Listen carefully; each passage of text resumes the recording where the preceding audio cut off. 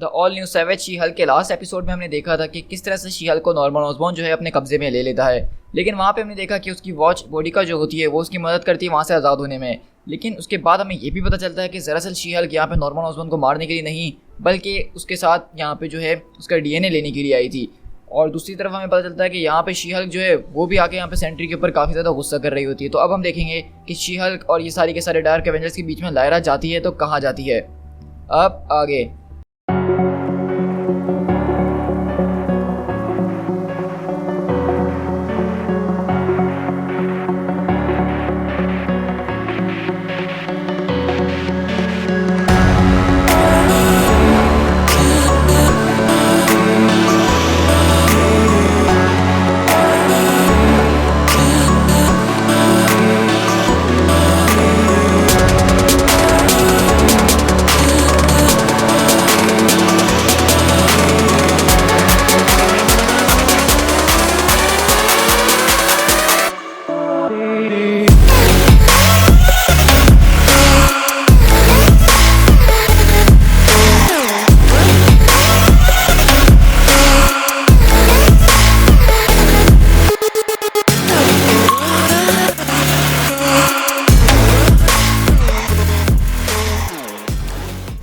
अब Avengers tower पे हम शिफ्ट होते हैं जहाँ से हमने लास्ट टाइम छोड़ा था और वो बोलता है कि तुम कम से कम थोड़ी देर इंतजार तो कर सकती थी ना। तो वो कहती कि नहीं, अब मैं और ज़्यादा इंतजार नहीं कर सकती हूँ। लेकिन नहीं, मैं ये भी नहीं कर सकती हूँ क्योंकि गायनोशोर ने बोला था कि तुम्हारा डीएनए जो कि हमारी बर्थ के लिए ज़रूरी है वो इसीलिए ज़रूरी है क्योंकि तुम इस एरा के ग्रेटेस्ट हीरो हो। लेकिन मैंने जो अंदाज़ा लगाया उस हिसाब से तो तुम इस एरा के सबसे ज़्यादा ग्रेटेस्ट मॉन्स्टर हो मेरी नज़र में, क्योंकि तुम जो हो इस वक्त हैमर के अंदर अपनी पोजीशन का गलत इस्तेमाल करोगे। तुम्हारे पास हर सुपर ह्यूमन रजिस्टर्ड होगा और उसके जरिए तुम उनके डीएनए को, उनके सेल्स को जो अपने अंदर कैप्चर करोगे और उनको फिर बेचने की कोशिश करोगे और इसी के जरिए तुम जाके फ्यूचर में अपनी वो ऑर्गेनाइजेशन बनाओगे जिससे पूरी दुनिया में उथल पुथल मच जाएगी और हर कोई जो इस तरह आसानी से सुपर पावर्स को हासिल कर रहा होगा, जो कि एक बहुत बड़ा कारण बनेगी इस दुनिया में एपोकलिप्स का। क्योंकि दुनिया में जब हर किसी के पास सुपर पावर्स होंगी तो यहाँ पे दुनिया के ऊपर उसका बहुत गलत असर पड़ेगा और एक सेंचुरी के अंदर अंदर तुम्हारी पूरी दुनिया वो बिल्कुल बदल के रह जाएगी। तो नॉर्मल बोलता है कि इस बारे में तो वैसे मैंने कभी सोचा नहीं था जितना तुमने मुझे बताया है और ये बिजनेस मुझे इतना बुरा भी नहीं लग रहा। तो वहाँ पर शी हल्क बोलती है कि मैं आखिर करूँ तो क्या करूँ, क्योंकि वो तुम्हारा वॉरियर जो क्री वॉरियर है उसने भी मुझसे बिल्कुल ठीक कहा था कि अगर मैं तुम्हें मार देती तो इससे मेरी दुनिया नहीं बचने वाली है, क्योंकि अगर मैं तुम्हें मार भी देती हूँ तो मेरी दुनिया तो वो नहीं बचेगी, बल्कि इसके जरिए एक ऑल्टरनेट रियलिटी बन जाएगी जहाँ पे इसका असर होगा। लेकिन अगर अब मैं यहाँ से तुम्हारे पास से वो चीज़ लेके चले जाऊँ अपनी दुनिया के अंदर तो उसका भी कोई फायदा नहीं होगा, क्योंकि हमारी दुनिया वो तो वैसे ही पहले से बर्बाद हो चुकी है। मुझे लग रहा है कि मैं इस कश्मकश में बीच में फंस के रह गई हूँ कि मैं करूँ तो क्या करूँ। तो आपको समझ में आ रहा होगा यहाँ पे कि दरअसल लायरा जो है उसने अपना फाइनली दिमाग चलाना शुरू कर दिया है, क्योंकि उसको ये मिशन दिया गया था कि उसको नॉर्मन ऑसबॉर्न का डीएनए लेकर आना है ताकि इसके जरिए इनकी रेस जो है आगे बढ़ सके। लेकिन वो बोल रही है कि अगर मैं तुम्हारे डीएनए लेके वापसी फ्यूचर में चले गई तो एक तरह से तुम यहाँ की ग्रेटेस्ट हीरो नहीं बल्कि एक मॉन्स्टर हो मेरी नज़र में। आप सबको यहाँ पे अंदाजा हो गया होगा कि अब तक हो क्या रहा है। तो बेसिकली यहाँ पे जो है एवेंजर्स एंड गेम के अंदर जो थ्योरी इस्तेमाल करी थी वही थ्योरी यहाँ पे मैच हो रही है कि अगर वो फ्यूचर से जाके पास्ट में आके कुछ करते हैं तो उसका असर उनके फ्यूचर पे नहीं पड़ेगा बल्कि उसके जरिए एक ऑल्टरनेट रियलिटी बन जाएगी। और इसलिए अगर ये यहाँ से इसका डीएनए लेकर जाती भी है या नॉर्मन ऑसबॉर्न को मार भी देती है तो उससे उसकी टाइमलाइन के ऊपर कोई खास फर्क नहीं पड़ने वाला। और वहीं पर अचानक देखते स्क्रीन में से उसकी वॉच बोडिका जो होती है वो आती है और बोलती है कि मिस्ट्रेस, अभी हम लोगों ने सारी उम्मीदें नहीं खोई हैं, हमारे पास और भी रास्ते मौजूद हैं। मैं जो हूँ क्री वॉरियर के बैट चैम्बर के अंदर मौजूद हूँ, आप प्लीज़ मुझे वहाँ से आके हासिल कीजिए, फिर मैं आपको बताती हूँ। लेकिन नॉर्मन ऑसबॉर्न उसकी तरफ देखता है और बोलता है कि तुम अपने यूनिकॉर्न को मेरे सिस्टम में से बाहर निकालो अभी इसी वक्त। और इस तरह हम देखते हैं कि लायरा वहाँ से दरवाजे वगैरह चीर फाड़ती है और उसे अपनी वॉच तक पहुँचती है और उसको पहनते हुए बोलती है कि तुम आखिरकार यहाँ हो। तो बोलती है कि हाँ, मैंने एवेंजर्स ट्राइब के हवाले से जितना का जितना डेटा था सब कुछ जमा कर लिया है। और वो बोलती है क्या तुमने मुझे वहाँ पे उस वक्त सुन लिया था जो नॉर्मन ऑसबॉर्न से मैं बातें कर रही थी। तो बोलती है कि बिल्कुल मिस्ट्रेस, मैंने आपकी सारी बातें सुन ली हैं। तो बोलती है कि मेरा जहाँ तक अंदाज़ा है कि अब मैं इस मिशन के ऊपर और कंटिन्यू नहीं करने वाली हूँ, मैं अपने सिस्टरहुड को बिल्कुल रिजेक्ट करती हूँ, उनके तौर तरीक़ों को, और इसलिए मैं जानती हूँ कि तुम्हें जो है गायनोशोर ने बनाया तो तुम उनके हिसाब से चलना चाहोगी। तो मैं इसके ज़रिए तो मैं इसलिए चाहती हूँ कि तुम वापसी अपनी टाइमलाइन यानी फ्यूचर में चले जाओ और उसके बाद से मेरे से तुम कोई ताल्लुक नहीं रखना, क्योंकि मैं नहीं चाहती हूँ कि तुम भी मेरी तरह गद्दार कहलाओ, क्योंकि मैं कभी अब शायद लौट के वापसी नहीं आने वाली उस एरा के अंदर। तो वो बोलती कि नहीं मिस्ट्रेस, आपका जो कोई भी फैसला है वो सही है, मैं भी आपके साथ यहीं पे रहना चाहती हूँ क्योंकि मैंने भी वहाँ पे बहुत कुछ देख लिया और जो कि मेरे हिसाब से गलत हो रहा है। ब्रोडिका हमेशा आपको सर्व करेगी मिस्ट्रेस। तो शी हल्क अपनी वॉच को दोबारा पहनते हुए बोलती है कि तुम्हारा बहुत शुक्रिया ब्रोडिका, अब बताओ कि हम यहाँ से निकले कैसे। और इस तरह यहाँ से नॉर्मन ऑसबॉर्न चिल्लाता है कि थ्रेड लेवल को जो है रेस कर दो क्रिम्सन के ऊपर, क्योंकि प्रिजनर वो भाग चुका है। Avengers assemble. और इस तरह सारे के सारे जो है वहाँ पे वो एवेंजर्स को कॉल करता है ताकि शी हल्क को वो लोग रोक सकें। तो वहीं पे ब्रॉडी बोलती है कि एक बहुत ज़रूरी खबर मिस्ट्रेस जो मुझे आपको बतानी है, मैं आपको बहुत वक्त से बताना चाह रही हूँ। लेकिन वो बोलती है कि ब्रॉडी अभी खामोश हो जाओ, मुझे कुछ और चाहिए। क्या तुमने यहाँ का फ्लोर प्लान को डाउनलोड कर लिया? ये बताओ कि हम पहले यहाँ से निकलें कैसे। लेकिन हम सामने से देखते हैं कि पूरी की पूरी डार्क एवेंजर्स की टीम जिसमें Ares, Ms Marvel, Hawkeye, Spiderman और डेकिन यानी वुल्वरीन आ रहे होते हैं। और बोलती है ब्रॉडी कि मिस्ट्रेस सबसे आसान तरीका यही है और हमें इनसे होके जाना पड़ेगा। तो लायरा बोलती है कि वाकई में ये तो अच्छी बात है। और इस तरह हम देखते हैं कि लायरा दोबारा अपनी आंखें बंद करती है और अपनी एनर्जीज को चैनल करना शुरू करती है। ये सारी की सारी वही एनर्जीज है जो कि गामा रेडिएशन की वजह से इसको मिली है। ये एक तरह की समझ लीजिए शी हल्क की एक अपनी पावर है जिसके जरिए वो इस डायमेंशन को, इस अर्थ को जो एक अलग नजरिए से देखने लग जाती है। वो एक गामा एनर्जीज के बीच आ जाती है और उसकी वजह से हर चीज़ उसको बहुत ज़्यादा आसान और अपने तौर पर नजर आ रही होती है। एक तरह से आप समझ लीजिए जैसे क्विक सिल्वर जब तेज़ स्पीड में भागना शुरू करता है तो उसके लिए हर चीज़ स्लो हो जाती है। इस तरह जब ये गामा रेडिएशन वाले मूड में जाती है तो उसके रिफ्लेक्सेस बहुत ज़्यादा बढ़ जाते हैं और इसीलिए हम देखते हैं कि किस तरह वो सारे एवेंजर्स से आसानी से वहाँ पे उनको डॉज कर रही होती है और ज़बरदस्त तरीके से निमट भी रही होती है। तो इस शी हल्क की सबसे बड़ी पावर यही है कि वो जितना ज़्यादा काम रहेगी उतनी ज़्यादा सही रहेगी। और इसी तरह हम देखते हैं कि वो पहले एरीज को, उसके बाद जाके डेकिन यानी वुल्वरीन के सीने में एक चाकू घुसाती है। लेकिन वहीं से जो है वेनम उसके ऊपर आ रहा होता है तो वो उसको भी उठा के इसके साथ फेंक देती है। तो वहीं पे हॉकाई होता है और बोलता है क्या तुम्हें हल्क फू या कुछ आता है, क्योंकि तुम्हें देख के तो ऐसा लग ही रहा है। लेकिन ये मेरी बात याद रखना कि मैं अपना शॉट कभी मिस नहीं करता हूँ। और इस तरह हॉकाई उसके ऊपर एक तीर मारता है लेकिन वो तीर उसके ऊपर टकराते ही टूट जाता है और दूसरे पल वो हॉकाई को उठा के भी दूर फेंकती है। लेकिन स्पाइडरमैन यानी कि वेनम जो होता है उसके पास भी ज़बरदस्त किस्म के रिफ्लेक्सेस होते हैं और वो उसके ऊपर अटैक करके उसको वेब मारना चाह रहा होता है लेकिन उसका उसके ऊपर कोई असर नहीं होता। और बोलती है कि तुम कितने अम्यूजिंग हो, क्या तुमने वही ब्लैक ब्लूम पहना हुआ है जो कि हमारे सिस्टरहुड के अंदर से तुम मेरे ख्याल में जानते नहीं हो कि फ्यूचर के अंदर हमने तुम्हें जो है डोमिनेट कर लिया है, तुम हमारे गुलाम बन के रह गए हो सिम्बियोट और तुम हमारे लिए काम करते हो। क्योंकि हम सब जानते हैं कि इसकी दुनिया में भी ब्लैक ब्लूम नाम की सिम्बियोट मौजूद था जिसको वो लोग बुलाते थे और यहाँ पे हम देखते हैं कि वो एक इशारे पे जो है इस सिम्बियोट को पागल कर देती है। लेकिन नॉर्मन ओसमन को गुस्सा आता है और वो उड़ते हुए बोलता है कि आखिरकार क्यों इस टीम में हर कोई जो इतना निकम्मा है, क्या तुम लोगों के पास कोई तरीका नहीं है एक आदमी से लड़ने के लिए जो हमारे घर में घुस के हमें मार रहा है। तो मिस मार्वल बोलती है कि मेरी आदत यही है कि मैं अपने एनिमी से लड़ने से पहले इसको ऑब्जर्व करती हूँ डायरेक्टर, क्या तुम्हें ये ठीक नहीं लगता है। और मेरा मून स्टोन जो है इस वक्त पता लगा रहा है कि इसके चारों तरफ एक गामा पार्टिकल्स घूम रहे हैं जो कि बहुत ज़्यादा म्यूसिंग है और ऐसा लग रहा है कि ये उसका जनरेटर बनी हुई है, उसको प्रोड्यूस कर रही है। लेकिन देखते हैं कि मैं इससे निपट पाती हूँ कि नहीं। और इसी तरह मून स्टोन्स के ऊपर एक जोरदार अटैक करती है और दूसरी तरफ से नॉर्मन ऑसबॉर्न भी अपने रिपल्सर से और बोलता है कि अब हुई ना कोई बात लड़ने वाली। और वहीं पे हम देखते हैं कि इसी बात का मौका उठाते हुए एरीज गॉड ऑफ वॉर आता है और उसको शी हल्क को बहुत जोरदार मुक्का मारता है। अब तुम्हें मैं सिखाता हूँ कि गॉड का डर होता क्या है। और इस तरह लायरा वहाँ पे कमज़ोर पड़ जाती है और ऑसबॉर्न बोलता है कि बस अब हमारे पास यही मौका है, इसका काम तमाम कर दो। और यहाँ से हम लोग बाहर शिफ्ट होते हैं एवेंजर्स टावर के जहाँ पे सेंट्री और शी हल्क जो है आपस में लड़ रहे हैं। और सेंट्री बोलता है क्या मिस वॉल्टर्स आप वाकई में चाहती हैं क्या इन सारे इनोसेंट्स लोगों के बीच में हम लोग यहाँ लड़ना शुरू कर दें? लेकिन आप मुझे अब कोई और चॉइस दे भी नहीं रही हैं, मुझे आपको जो है प्रॉपर अथॉरिटीज़ के हवाले करना ही होगा। और मेरे ख्याल से आपको यहाँ पे कोई गलत फहमी हुई है जो आप इस तरह से आके मुझे एक विलन के तौर पे अक्यूज़ कर रही हैं जबकि मैंने ऐसा कुछ भी किया नहीं है। तो शी हल्क बोलती है कि मैं तुम्हें बहुत अच्छे से जानती हूँ कि तुम क्या हो और क्या नहीं बॉबी बॉय।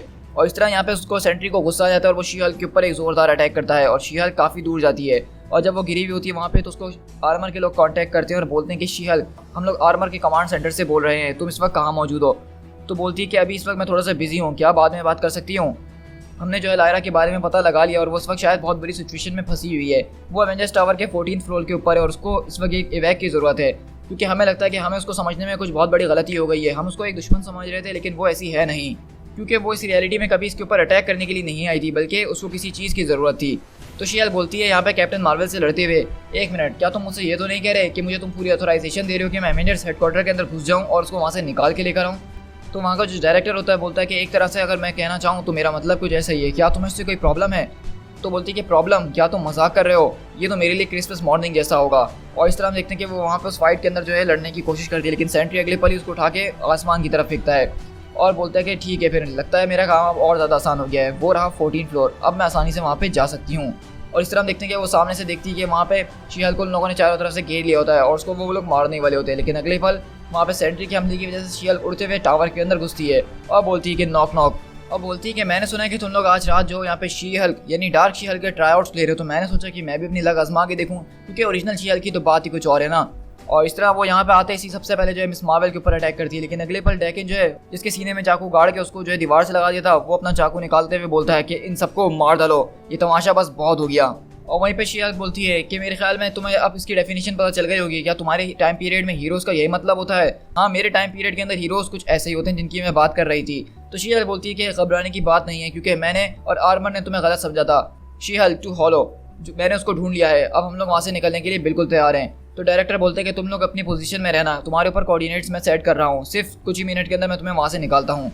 तो शी हेल्क बोलती है तो तुमने सुन लिया ना कि हम लोग यहाँ से निकलने वाले हैं, लेकिन तब तक हमें जो है यहाँ पे इनसे लड़ना पड़ेगा, तुम उसके लिए तैयार हो?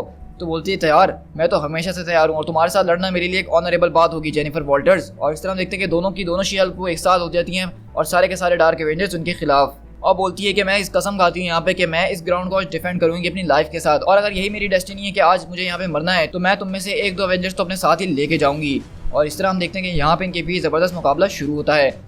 लेकिन शी हेल्क बोलती है कि मुझे नहीं लगता कि इसकी आज ज़रूरत पड़ने वाली है, क्योंकि हम लोग अब यहाँ से निकल रहे हैं। और अगले पल हम देखते हैं कि आर्मर के लोग अपने टेलीपोर्टेशन के जरिए उन सबको वहाँ पे ले आते हैं। और वो बोलती है कि ये क्या शी हेल्क, क्या जेनिफर वॉल्टर्स तुमने मेरे साथ गद्दारी करी है? तो बोलती है इतनी भी जल्दी क्या है रेड, मैं तुम्हें सब कुछ समझा देती हूँ और डरने की अब बिल्कुल भी बात नहीं है, तुम हमारे साथ हो। और वहीं पे हम देखते हैं डायरेक्टर आते हैं और बोलते हैं कि मेरा नाम चार्ल्स रिडल्स का है और मैं हूँ director of alternate reality monitoring and operation response agency, जिसको आर्मर कहा जाता है। UN security council invisible resolution 212 के मुताबिक अब मुझे जो है ऑर्डर्स मिले कि मैं तुम्हें फौरन यहाँ से डिपोर्ट कर दूँ तुम्हारी अर्थ रियलिटी यानी 8009 के अंदर, ताकि हमारा यहाँ पे कोई और ब्लडशेड या प्रॉपर्टी डैमेज और ना हो सके। तो बोलती है कि नहीं, अब मैं वापसी नहीं जा सकती हूँ, अगर मैं वापसी गई तो वो लोग मुझे मार देंगे। तो चार्ल्स बोलता है कि इसमें मैं क्या कर सकता हूँ, ये मेरा कंसर्न नहीं है, आई एम अफ्रेड कि मुझे तुम्हें यहाँ से वापसी भेजना ही होगा। लेकिन यहाँ पे ब्रॉडिका बोलती है कि मिस्ट्रेस मुझे आपको बताना है, हम जो है हमें सिस्टर रूट से भागने की कोई ज़रूरत नहीं है, मैंने एक प्लान करा है जिसके ज़रिए हमारा मिशन ये सक्सेसफुल हो सकता है और आपको जाने की भी ज़रूरत नहीं पड़ेगी। तो बोलती है कि तुम्हारा क्या मतलब है ब्रॉडिका, तुम क्या कहना चाह रही हो? तो कहती है कि एवेंजर्स टावर के अंदर जो ट्राइब मैंने लोकेट करा था, वो जो माइक्रो प्रोसेसर जिसकी हमें तलाश थी जिसके जरिए क्रेडल को ठीक किया जा सकता था, दरअसल वो फ्यूचर में एक और फैसिलिटी है जो कि बना रही है खुफिया तौर पे, और उसका डेटा मुझे पता चला है इस ऑस्क्रॉप इंडस्ट्री की वजह से, क्योंकि वो सारी मशीन्स ऑस्क्रॉप की बनाई हुई हैं। और क्योंकि मैं जो हूँ इस वक्त फ्यूचर के अंदर भी जुड़ी हुई हूँ, तो मैं उस फैसिलिटी के अंदर गई थी और मैंने देखा कि वहाँ पे तकरीबन एक भी इंसान नहीं और हर चीज़ ऑटोमेटेड तरीके से हो रही है। और उसमें से एक रोबोट को जो है मैंने हैक करा ताकि मैं कमांड के जरिए एक माइक्रो प्रोसेसर अपने इस्तेमाल के लिए रख सकूं, और उसमें से मैंने एक रोबोट को हैक करके जो है एक माइक्रो प्रोसेसर अपने लिए निकलवा लिया है, जिसको उसने खुफिया जगह पर छुपा दिया है, और उसके कोऑर्डिनेट्स को मैंने गायनोशोर को ट्रांसमिट कर दिया है। इसके जरिए गायनोशोर को पता चल जाएगा कि वो चीज़ उसको कहाँ मिलेगी। और इतनी देर से मैं आपको यही तो बताने की कोशिश कर रही थी, लेकिन आप मेरी बात सुन ही कहाँ रही हैं। और इस तरह हम अर्थ 8009 में देखते हैं गायनोशोर जो है अपने कुछ वॉरियर्स को भेजती है उसी कोऑर्डिनेट्स के ऊपर जो कि ब्रॉडिका ने उसको दिए हैं, और एक तरह से जो है ब्रॉडिका ने यहाँ पे एक ऐसा काम करा है जो आप सब सोच भी नहीं सकते थे। मतलब उसने पास्ट के अंदर से फ्यूचर वाले अपने रोबोट्स को ये ऑर्डर दिया है कि उसके लिए वो चीज़ उसको वहाँ पहुँचा दे, और ऐसा ही होता है, वो वॉरियर्स जो हैं उस चिप को लेके गायनोशोर के पास पहुँच जाते हैं। और वो बोलती है लायरा अब तुम हमारी तरफ से आज़ाद हो, अब तुम्हारा जो दिल चाहे वो तुम कर सकती हो। लेकिन अगले पल हम देखते हैं स्क्रीन के ऊपर नॉर्मन ऑसबॉर्न गुस्से में आता है और बोलता है कि लिटिल स्काई, अब मुझे ये नहीं कहना कि वो तुम नहीं थे जिसने इन लोगों को यहाँ से टेलीपोर्ट किया है, तुम इस वक्त समझ नहीं रहे हो कि तुम एक बहुत बड़ी मुश्किल में फंस सकते हो, उनको मेरे हवाले फ़ौरन अभी के अभी करो, इससे पहले कि मामला और बद से बदतरीन हो जाए। लेकिन यहाँ पे लिटिल स्काई भी उससे पूरी बहस करने की कोशिश कर रहा होता है, बोलता है कि इसमें तुम्हारा कोई लेना देना ही नहीं है, ये जो है आर्मर का कंसर्न है, हैमर का नहीं। तो वहीं पे ऑसबॉर्न गुस्से में आता है और बोलता है कि सच में क्या तुम इस वक्त मुझसे बिल्कुल जुरिडिक्शनल टफ वार खेलना चाहते हो, तुम इस बारे में पता लगाना चाहते हो कि यहाँ पे किसका हक है और किसका नहीं है? तो ठीक है, फिर हम कोर्ट के अंदर मिलेंगे और इसका फैसला खुद सेनेट करेगी, और उसके बाद जब तुम ये सब कुछ हार जाओगे तो ये बात याद रखना कि ये सारी की सारी चीज़ें मेरे कब्जे में आ जाएंगी और तुम फिर कुछ भी नहीं कर पाओगे। लेकिन वहीं पीछे से लायरा आती है और बोलती है कि ट्राइब्समैन लिटिल स्काई, क्या तुम मेरी बात सुन रहे हो? ये नॉर्मन ऑसबॉर्न तुम्हारा दुश्मन है ना? तो वो बोलता है कि हाँ, लेकिन तुम ऐसा क्यों कह रही हो? तो कहती है क्योंकि इसके सारे के सारे सीक्रेट्स अब वो मेरे पास मौजूद हैं, क्योंकि हमें पता है कि ब्रॉडिका उसके सिस्टम के अंदर घुस चुकी थी, उसने उसको हैक कर लिया था, जिसकी वजह से ऑसबॉर्न के सारे सीक्रेट अब उसकी वॉच में मौजूद हैं। और एक तरह से देखा जाए तो वो चार्ल्स लिटिल स्काई को यहाँ पे जो है एक लालच दे रही है ताकि वो उसको उसकी रियलिटी में वापसी ना भेजें और ऑसबॉर्न के खिलाफ वो लोग काम कर सकें। ऑसबॉर्न बोलता है कि क्या ये कैसे हो सकता है, तुमने एवेंजर्स के सिस्टम में से क्लासिफाइड इन्फॉर्मेशन चुराई है, इसके लिए तो मैं तुम्हें कभी छोड़ने नहीं वाला हूँ, ये बात मेरी याद रखना। डायरेक्टर बोलते हैं कि एजेंट गेल, नॉर्मन ऑसबॉर्न की कॉम लिंक्स को काट दो, अब हमें उनसे और कोई बात नहीं करनी है। वो बोलते हैं लायरा की तरफ देखते हुए, तो हाइपोथेटिकली अगर तुम हमारी इतनी मदद कर लियो तो ये बताओ कि तुम्हें इसके बदले में हमसे क्या चाहिए? और हमें पता है कि इसके बदले में बेसिकली उसको कुछ और नहीं बल्कि यहाँ पे रहने के लिए एक जगह चाहिए। तो इसी तरह से ये शी हेल्क जो है अब अपनी रियलिटी में वापसी कभी नहीं जाएगी और ये हमारी इस अर्थ का हिस्सा बन के रहेगी, जैसे कि इसकी माँ थंडर हमारी अर्थ पे रह रही है। और इसी तरह हम लोग देखते हैं कि कुछ हफ्तों के बाद एक लोकेशन के ऊपर एक अजीबोगरीब पोर्टल खुलता है जहाँ से कुछ अजीबोगरीब लोग आते हैं। तो दरअसल ये भी एक अलग ऑल्टरनेट रियलिटी से लोग आए हैं जो कि काफ़ी टाइम से एग्जाइल के अंदर थे, लेकिन इनको हमारी अर्थ में घुसने का मौका मिल गया। और यहाँ पे वो जो है बताते हैं कि अब हम लोग यहाँ पे वापसी लौट आए हैं और हर चीज़ के ऊपर अब सिर्फ हमारा राज और हमारा ही सब कुछ हुक्म चलेगा। हम यहाँ पे ब्रॉडिका की आवाज़ सुनकर बोलती है कि हमारे अर्थ के अंदर कुछ इंट्रूडर्स घुस आए हैं जो कि अर्थ 01000101 से आए हैं। और वो बोलती है कि UN security council invisible resolution 121 के मुताबिक तुम्हें अपने हथियार नीचे गिरा देने चाहिए, या फिर अगर तुम ऐसा नहीं करते हो तो तुम्हें जो है इस वक्त शी हल्क जो कि अर्थ 8009 से है उसका मुकाबला करना पड़ेगा। और इस तरह हम लोग देखते हैं कि यहाँ पे दोबारा जो है शी हल्क आती है इन लोगों से मुकाबला करने के लिए। दी एंड। सो गाइस, हमारा ये स्टोरी आर्क यहाँ पे द सेवेज शी हल्क का खत्म होता है, जिसके अंदर हमने एक नया कैरेक्टर को देखा मार्वल कॉमिक्स में इंट्रोड्यूस होते हुए, जो कि लायरा का कैरेक्टर है, जो कि दरअसल थंडरा और इनक्रेडिबल हल्क की सगी बेटी है। और इसी वजह से इसके पास इतनी ज़्यादा पावर्स हैं और इतनी ज़्यादा औसम है ये। और हमने साथ में ये भी देखा कि अब जो है इसकी एंडिंग, इसने हमें बताया कि ये लायरा जो है हमारी अर्थ पे रहेगी और ये एजेंट ऑफ आर्मर बन के जाएगी। और इसी वजह से हमने देखा कि जब इस अर्थ के ऊपर एक और ऑल्टरनेट रियलिटी से कुछ लोग आते हैं तो उनका मुकाबला करने के लिए वो लोग लायरा को भेजते हैं, क्योंकि लायरा अब उनके एजेंट के तौर पे काम कर रही है। और इसी तरह हम देखेंगे कि लायरा की स्टोरीज जो है कंटिन्यू होती रहेंगी। और डार्क एंड के अंदर भी लायरा की भी और भी बहुत सारी स्टोरीज हैं। अब इसको जो है हम लोग इनक्रेडिबल हल्क के इशू नंबर 600 में देखेंगे, क्योंकि आपको पता है कि यहाँ पे हल्क के भी 600 इशूज कॉमिक्स में कंप्लीट होते हैं। तो उसको सेलिब्रेट करने के लिए मार्वल ने जो है 600 नंबर इशू निकाला था, जिसके अंदर उसने सारे हल्क से रिलेटेड कैरेक्टर्स को एक साथ डाला था। तो वो इशू मैं अपने चैनल पे बहुत जल्द शेयर करूंगा इस टाइमलाइन के अंदर। लेकिन तब तक के लिए मैं आपको यही बताना चाहूँगा कि अगर आप शी हल्क के फैन होकर रह गए मेरी तरह, तो कमेंट में मुझे ज़रूर बताइएगा और इस वीडियो को ज़्यादा से ज़्यादा लाइक और अपने दोस्तों के साथ शेयर ज़रूर कीजिएगा।